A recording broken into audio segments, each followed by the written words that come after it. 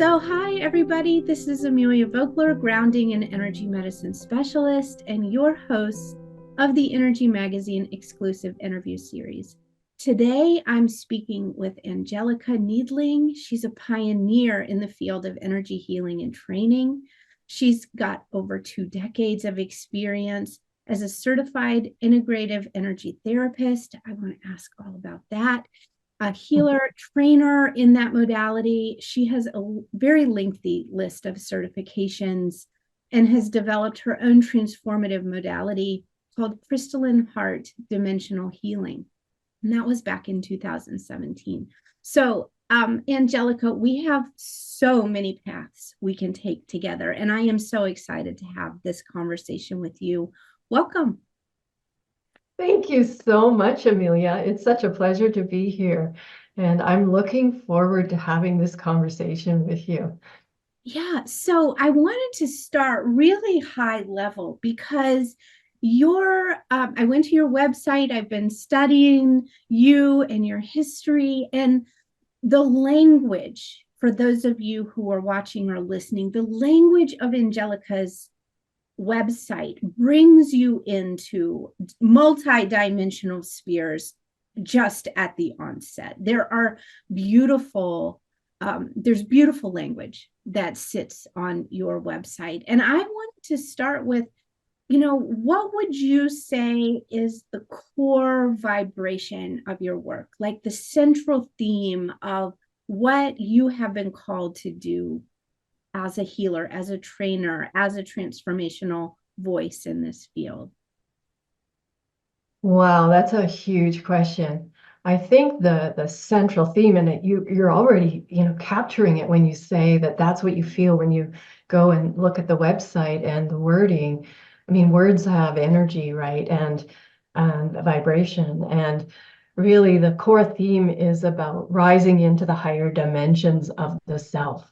So really meeting ourselves on the multi-dimensional level. So, we can say we sort of know ourselves on a physical level, but some of us don't even know ourselves on a physical, but because we're so out of body. But we know that we live in this body, but to meet ourselves on these other dimensions or in these other dimensions and discover more aspects of ourselves, like the past lives we've lived and the soul gifts that we hold, that as we access them, then we remember more of who we are. And it helps us to step more into our empowerment and really find our confidence to be all we can be and be of service in the world. And the world is waiting for us. Yeah. Yeah. So I think that our audience really can, hear you and meet you in the phrase, discovering our multidimensional self.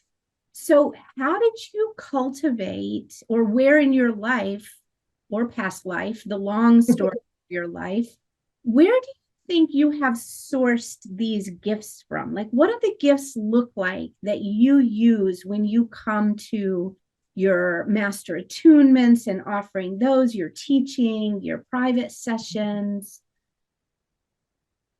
Oh, that's really hard to put into words. As I get to know myself more and more, I'm stunned at the wisdom that sort of flows through me. I think maybe the way I can describe it is it's like in one of my programs, the Crystalline Heart program, we create this diamond aura and tap into the diamond energies. And the way I describe it in simple terms to some of my students or my clients is that it's like plugging in an electrical appliance, but into the universe. So we're plugging into the universe through our diamond energies or aura, and then we access all that wisdom. So we really become almost more like a channel of wisdom than a holder of wisdom. The mind holds, I say the mind is like a filing cabinet, and it holds all the information that we've learned in this lifetime, from school or from church or from parents or from friends.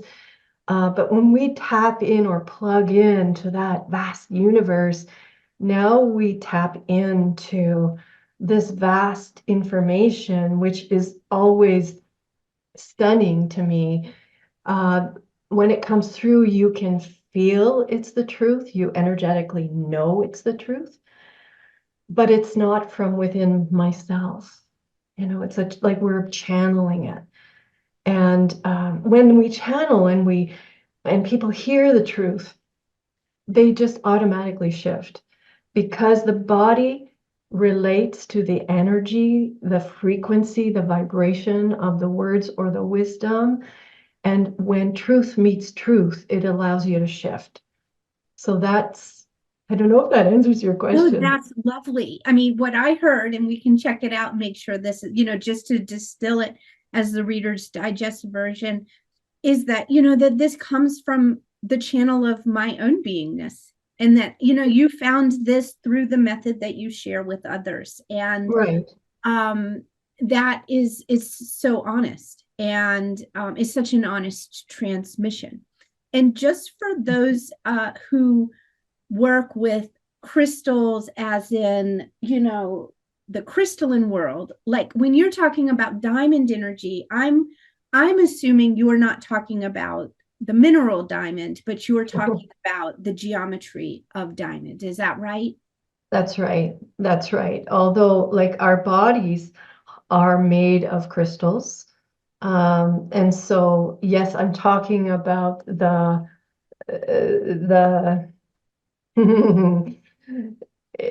our bodies are a frequency of crystals. So there is that element, but it's more in the vibrational frequency of it than the dense crystals that we know that we can touch and hold in our hand.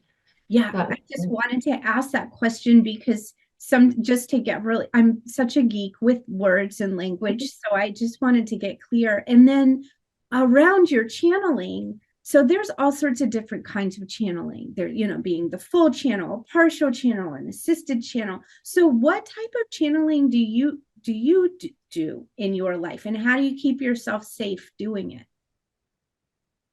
Well, I channel Mother Mary a lot, although I channel a lot of other angels. I work a lot with angels. Um, and with the crystalline heart geometry, when you say, how do you keep yourself safe? This is the symbol that Mother Mary gave me, which is the symbol we use in the Crystalline Heart program. And I think probably a lot of people know the symbol of the flower of life in the background, the symbol of all creation.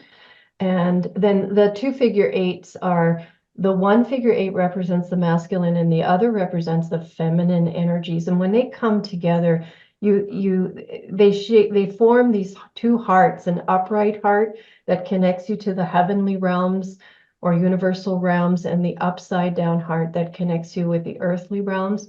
And then you are in the middle. And this is what happens is your aura becomes a diamond shape. And it begins to, there's always movement and flow with energy. So Mother Mary and Archangel Michael spin these two hearts in opposite directions to create a centrifugal force, which then expands the diamond. So just imagine your little body right in there in the diamond.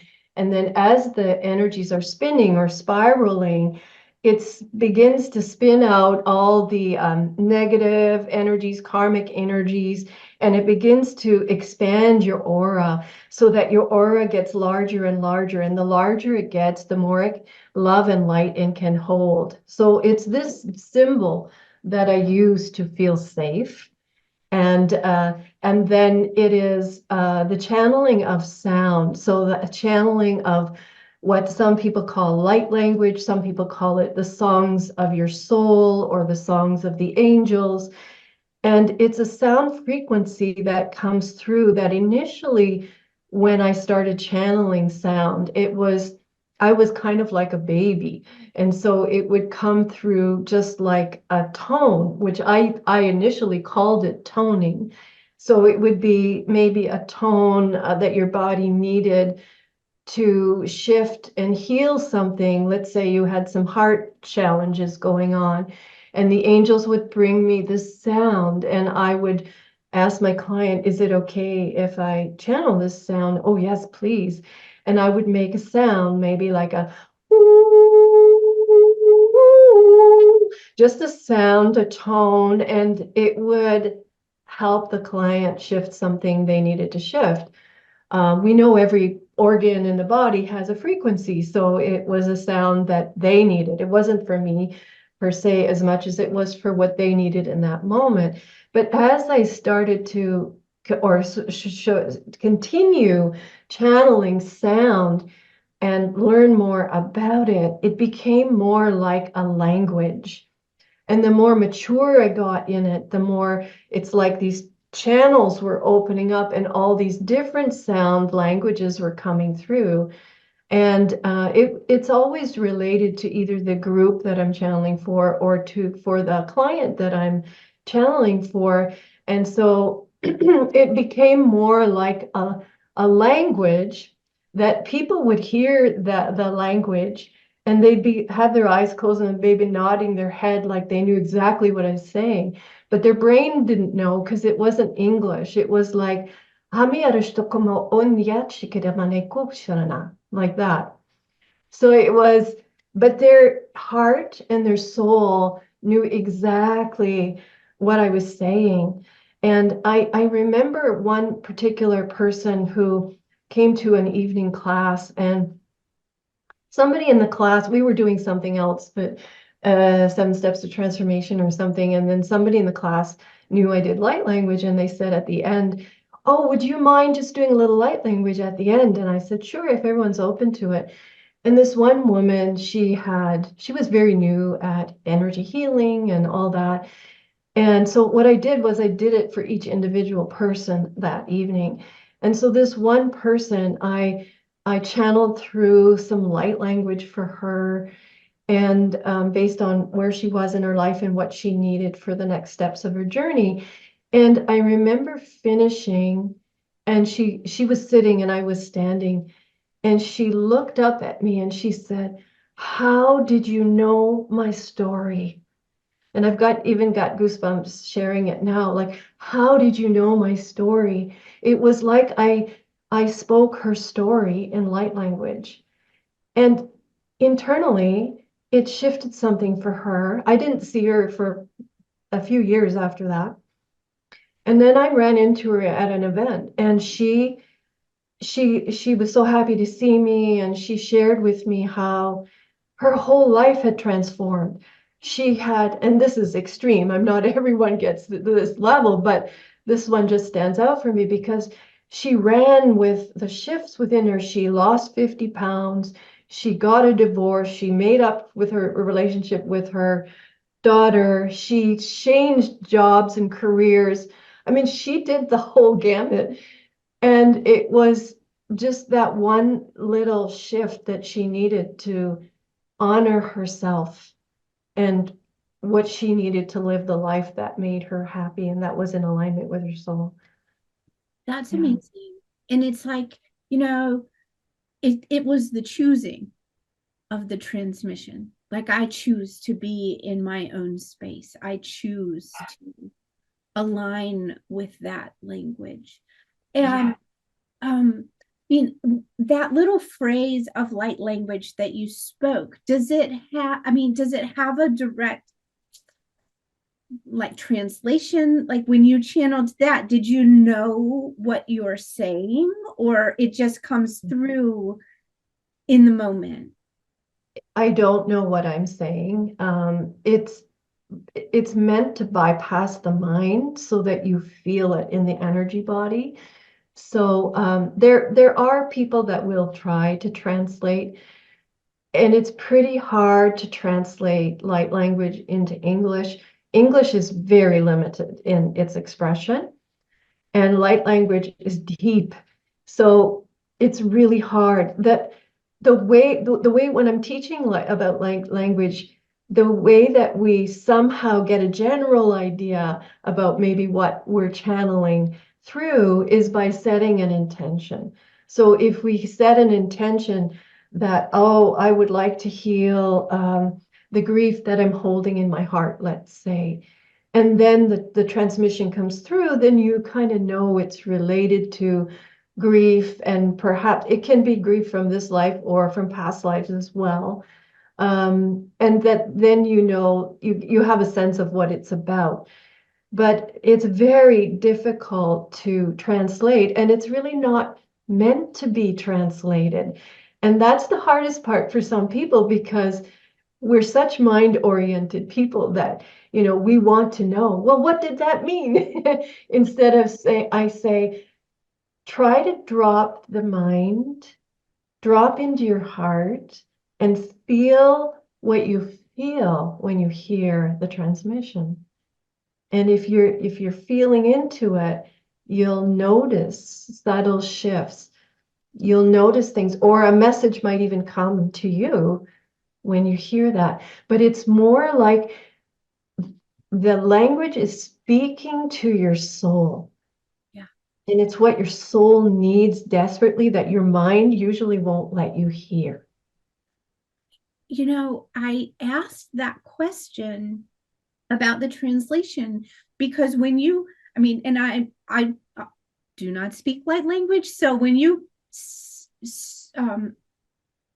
toned those phrases, I don't even want to say speak, because it was more than just the itty bitty language. Like you're saying, English is so limited. It was like a song that you were singing at different levels. And I felt it. And I was like, what did she say? Like, what was that? Like, what was that? And so now I'm kind of going, okay, well, maybe I need to book up, because of how that felt. And for those listening, maybe it might be interesting to have a little experience, if you wouldn't mind. But first, I wanted to touch in on past life, because you just mentioned that this is, that we could be toning to, speaking to, however we want to verb that. Before we go there, Amelia, can I just say something to what you mentioned, because I might forget otherwise? And then we'll go to that. So I wanted to just say that light language is, when we speak, like we're speaking, it's a vibration, it's one frequency. But light language is a multitude of frequencies. So when you hear a transmission, like I just did, you will hear it on a level that you need to hear it.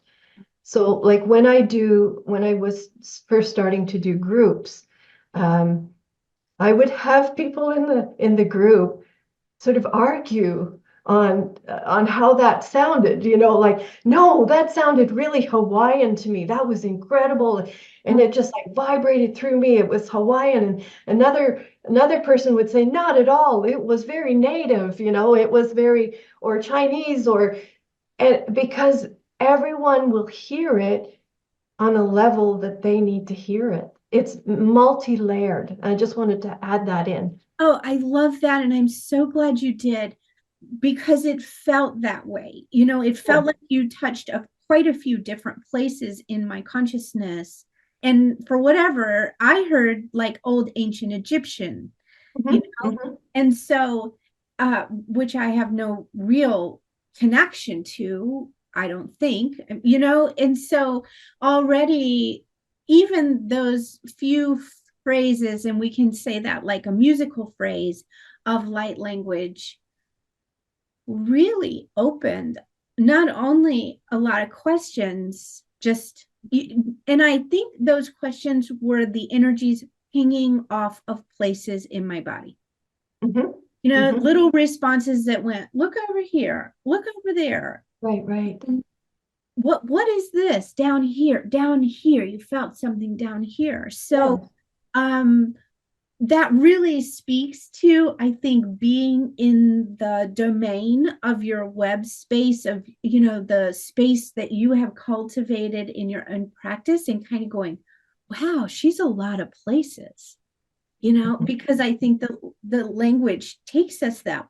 Those places. And you were mentioning past lives. So I was just curious about your process of working with past lives. I saw that you do regressions, and maybe it changes per client, but do you do a regression and then offer the light language there, or do you do it here and then it travels back? Like, do we need the story? Do we not need the story? Does the story get in the way? Okay, that was 100 questions. Good luck. They're all great questions, and I think you probably know the answer is it's unique to every person. So you really follow your intuition. So sometimes we need the story. So sometimes we need to go back. Not that I need the story, but more the client needs to know what the story is. It'll help them understand themselves better. So sometimes we don't need the story. Sometimes we can clear like 7 lifetimes instantly with light language. So basically what light language is, it's like a jackhammer. That's what I say anyway. It's like a jackhammer that's breaking loose or breaking open the areas that are stuck or blocked that need to be released for the person to move forward on their journey. So I do light language. I don't like say, oh, I'm going to do the light language in this session, or I'm not doing it in this session. It's pretty hard for me because it just comes through when it's needed, right?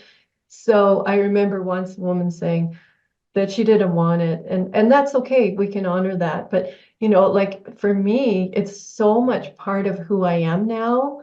It's so how I communicate and express energy that it just shows up. So no matter what modality I'm doing, integrated energy therapy, healing touch, if I'm doing the lymphatic drainage, if I'm doing it'll show up like at a congested knee, it'll show up at a congested liver, it'll show up when the energy is really stuck, or if there's something that person needs to hear or understand internally. So it's all very guided from above. Yeah, amazing. Mhm. So, I'm curious. I think probably everybody listening is curious to see if you might do a little bit of channeling for us or for the world or for, just to give us another little beautiful taste of this Yeah, language. I would be honored to do that.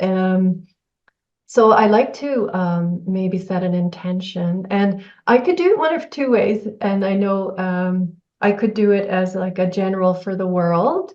I could do it if you wanted to set an intention. I'm going to throw that out there just in case. If you wanted to set an intention, I'm happy to go that direction. So what do you think, Amelia?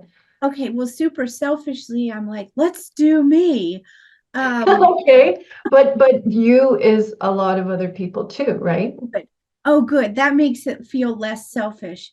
And and I was thinking, like, just apart from that, maybe we could just hold this whole energy medicine community in Yes, intention, and I'll be the face yes, for right absolutely. now. Yes, sounds good. So did you want to share the intention, or you just want to hold it internally? Um, so I think the intention I'm just going to think out loud so Sure. everybody knows this is not scripted. I'm going to think out loud, and so what is arriving when I hold both myself and also the community here is Hmm. we are a community of very sensitive Yes, individuals, and that we are in some ways the primordial womb creating what is new, and we're in the yes, dark, and we don't have, we are literally creating what is new, yes, and outside of us there everything is breaking away, which it must. In we are together like that little caterpillar dissolving itself, and yes, what I'm seeing across the community is that there are a lot of health challenges coming up. It's as if our physical bodies are trying to get reoriented. yeah, in Yeah. the space of dissolve. And so I feel like maybe offering the intention of harmony as above, so below in our highest and best. Sounds beautiful. Yeah. Yeah. When you say we're trying to find our way, it feels like the nervous system is trying to expand to be able to hold the new energy, the new light that's coming in. Mm. Yeah, but that's a beautiful intention. I've got goosebumps. So that's great. So just encourage you and everyone who's listening to just settle into your bodies and just bring your left hand to your high heart to bring your inner focus to your high heart and just settle in your high heart and allow the mind to relax in the high heart so that you can fully receive from your light body space and just receive, allow yourself to receive. Ishiko no homa, handire adakal, head shukurukam, ponchatandan, henshi nakonda ishamakam, inde amo yai hiada u ahai, me amo yamai u miado, handian, handian. Oi anakamornene andere torna terana how Maya umbere o alla era umba ua hea toa hea umbaya umbaya na humiera uiera na hakushuru dea amba handa Hamba, handa, hinga, hunga, haueasha, haueasha, haueasha. Umbe, umbe, umbe. And just take a nice deep breath in and exhale. And just settle into the energies.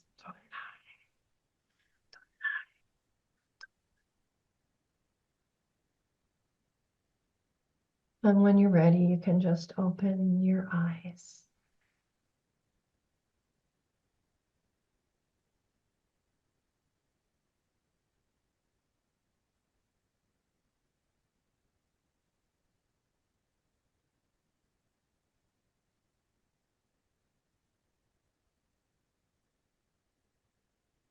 Holy shit. Are we allowed to say that?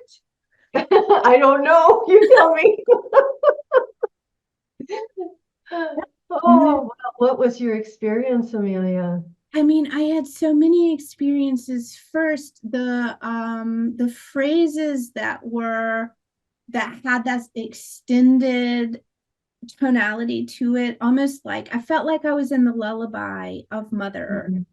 Mm. But physically, I felt so many left right body adjustments. It was like my left and right body, which maybe was also likened to what you were showing in the diagram about the spinning of the masculine Yes. and feminine. Maybe, who knows? But I felt like a lot of my right body kind of coming up, the left body coming back to meet it, like this. I felt a lot of movement off one side. I felt, and that was sort of the big feelings, and the little feelings. I felt little micro adjustments. And there was, I would love to hear what other people experience. So feel free to, when you're listening to this, reply, and I can get you also the feedback. But I also felt little micro adjustments, and there was the end is certainly still alive in me. I probably could have kept my eyes closed for quite a long time, which would have made for a pretty boring interview. But yeah, you probably could have. And I mean so the way light language works too, Amelia, is that when you're receiving it, if it's too overwhelming for your body, let's say, then what it does is it kind of hangs out in your field like a bank account, like storing up the other energies you haven't quite absorbed in yet. And then when you're ready, that so it'll continue working on you even after hearing it. Because if you've got some, there in your bank account, it'll just keep filtering in at a pace that's perfect for you. That's incredible. Yes. So I remember you sharing kind of the origin story of this work when I was asking you about channeling and saying it kind of started as tones. Do you Yes. remember the first time it evolved into language for you? Was it one of those like, what did I just like? Do you remember that moment? I don't think I don't think I do. I know that after I went to an event once, and I was a vendor at a big health show, and they had a stage where and they had the speaker system throughout the whole place, so anyone on stage as a vendor, you could hear what they were saying. And I remember being at my booth and hearing the woman on stage, and suddenly she started doing light language. And I was still really new at it. And I was like exploring, what is this? I didn't even know it was called light language. And I was like, and then I remember going over to the stage because I didn't have anyone at my booth in the moment.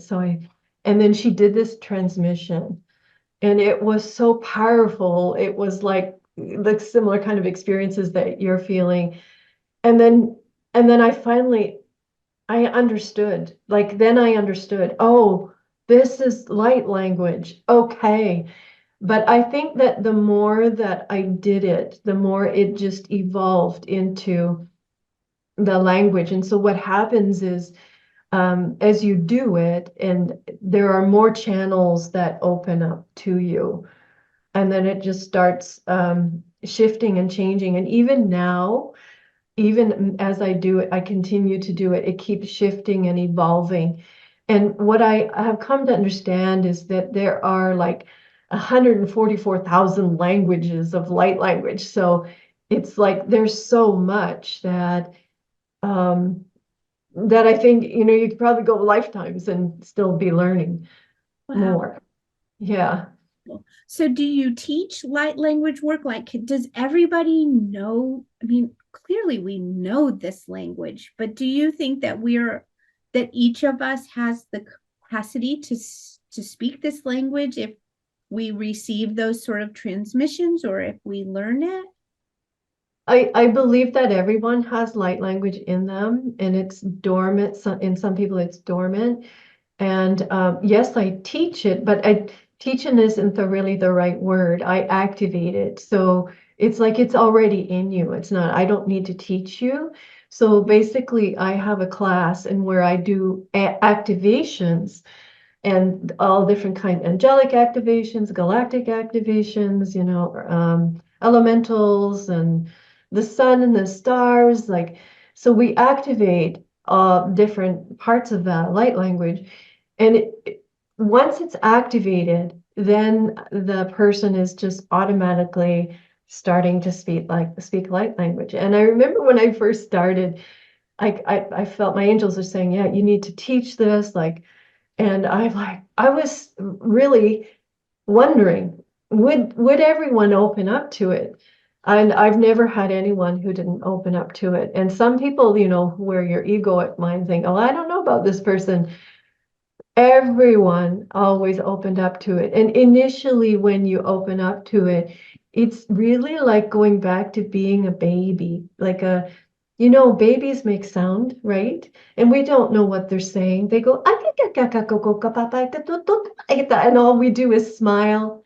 We feel so good. We feel happy. So basically, in the training, we start with just making any sound that comes out to kind of get you used to making sounds, because it's really the most fun class I've ever taught, because when people make sound, they laugh, you know, they think it's funny, they think it's silly, they think they think whatever they think, and then people are always laughing, but at the same time, they feel something, right? So anybody who's interested in opening up to it, and it's an innate feeling you have that, I'd like to do this. I mean, not everybody comes and wants to do it. So yeah. Amazing. So are you teaching that class upcoming? Do you have other classes? Yeah, I'm teaching the light language class, like the activation class, April, I think it's 2021st. And it's online. This one is hybrid, so it can be either online or in person. So that's coming up. If anyone is interested, absolutely. It will be amazing. Um, and I do a class called Healing Ancestral Patterns, in which I do light language. So like I was saying, light language is really incorporated in almost everything I do. So whatever class I'm doing, I'm doing some kind of light language, except for integrated energy therapy, because that's a training that is not my own, and it is I do it for the Center of Being, and so I stay strictly to the curriculum that they've laid out. So I don't do it in that class, but yes. Amazing. So you've got the class coming up in April 20th and 21st. And Mhm. then anything else this year you want to highlight to our group? Well, let me say, the classes for integrated energy therapy are if you want to become a certified practitioner. So for people that are looking to add to their certs, many of us do many modalities, and it's working with 9 healing angels, and it has to be done in person, though. It can't be done on Zoom. The attunements for that class are through the Center of Being. They're not allowed to be done online. Mhm. So it would have to be where I live. And unless you have a group, I'd certainly, if you have a whole group of people, then I could travel, but to you. But so that's coming up, and it's a 3-level class, like basic, intermediate, advanced. And then there's the master class if you want to become a master instructor. And many people take the master instructor class, which is in July, and even if they don't want to become an instructor, because there's attunements that really help raise your vibrational frequency. So many people take it for that reason. And the funny thing is with that class is that oftentimes who want to be teachers don't become teachers, and people who don't want to become teachers do become teachers, like me. So it's one of those. So that's coming up as well. Great. Well, Yeah. Angelika, I have loved our conversation. And is there anything else that I didn't ask, or anything else you'd like to share before we close today, or a final message? I think there's just this final message about being a practitioner, a healer, um, and I'm just kind of tuning into this message of, I encourage you not to compare yourself to other people, to follow your intuition, to follow your heart, because it will never steer you wrong. And something that I've done on my journey, and of course there's much more to my story, but has always honored my heart, even if my intellectual mind said that doesn't make sense. So my unfolding of my career as a healer, a practitioner, a teacher, a trainer, has not followed the traditional path, but it has always been me following my heart, coming home, following the guidance from my heart, being my I am presence, and just trust that your life is unfolding perfectly, even when in the moment it might not look like it is. That's my message. Thank you so much. Angelika, thank you so much. And it's just been a joy. Thank you so much, Amelia. It's been so much fun, and I really appreciate the opportunity to share. Well, everybody listening, check out the notes below our conversation. Visit Angelika's website. Being in her presence is just, as you can tell, awesome. And so I look forward to whatever's coming down the road. Thank you.